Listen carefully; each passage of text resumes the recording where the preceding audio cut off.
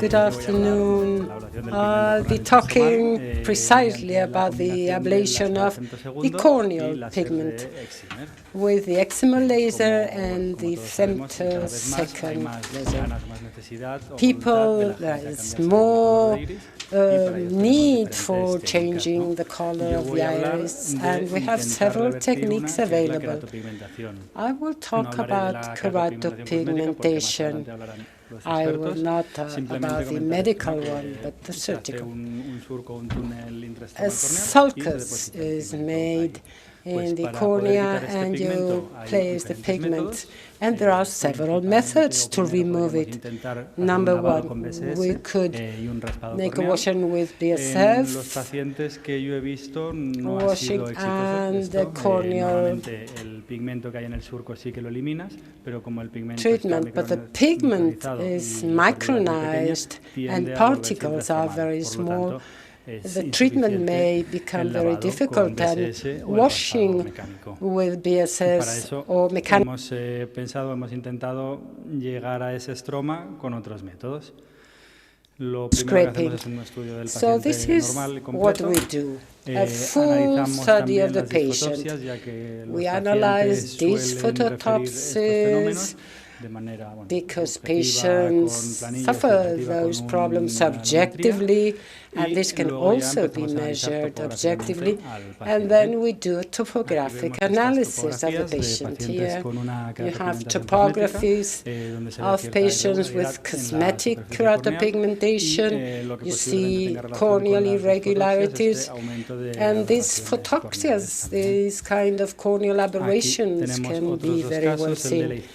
And here on the left you have a similar case to the previous one. On the right, aberrations and irregularities of the surface, probably because the pigment was deeper. Once we do the corneal topographic study, we go on to the corneal study to plan surgery. We first measure the corneal thickness to compare it to versus the topographic one. Then we measure the depth of the sulcus, the thickness or the pigmented stroma, and what remains under the stromal residual bed. In this case, we have 240 microns. There shouldn't be any problem.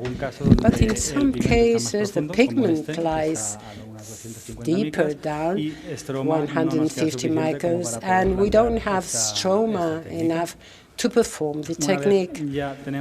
Once we have all these data, we can proceed. First of all, we create a flap with the femtosecond laser because it's more careful with the cornea. Because we take the flap very close to the old sulcus, and with the keratome, we might damage or injure this area. This is why we like the femtosecond laser. Then the diameter and the depth. The diameter of the flap is 9.6, which suffices to work conveniently, but not enough to remove the entire pigmented stroma. But the limiting factor will not be the flap, but rather the area of treatment by the excimer laser, which is smaller. And the depth will depend on what we measured previously. We try and leave 30 microns on the upper part so that the incision of the flap is not that close from the old sulcus. And you have to lift the flap cautiously, trying not to get into the old sulcus like the smile, and carefully when dissecting or lifting the old incisions, because the flap has already been perforated by the previous procedure. So you have to be very careful, raise the flap, and once the stroma becomes exposed, we go on to the second part using the excimer laser. And again, diameter and depth. The diameter will also depend on the platform we use. I use Alcon, the X500, using the streamlight for deepitalization up to 5 or 10 millimeters. As to the depth, the same, depending on what we measure with a PDK. I use PDK at this point. We are using a first procedure here, 50-60 microns in a single step, and that sufficed. It becomes hard at the beginning because of the pigment, but as soon as we reach the required depth, it disappears. And when we reach the floor, the cornea becomes clear.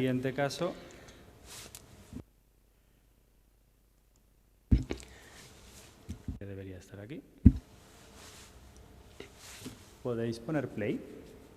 Vale, gracias. Thank you. En este caso, habían In this case, there were two pigments at different levels. So we performed the first step of 30 microns, and when we removed that pigment, we went further on to remove the remaining pigment. At the end of the second part, we found a clear cornea, and once the cornea is clear, we close the flap, and the procedure is completed. As to the results, topographically, we see normalization of the surface, and aberrations tend to go towards normalcy. And here, well, you don't see it very well, but the pigment was removed, and refraction, well, that's what varies more. Nomograms are more for PTKs, profiles that depend on depth and diameter, and here we're acting at a depth that has nothing to do with the nomogram, so we can predict but not precisely. It's not refractive.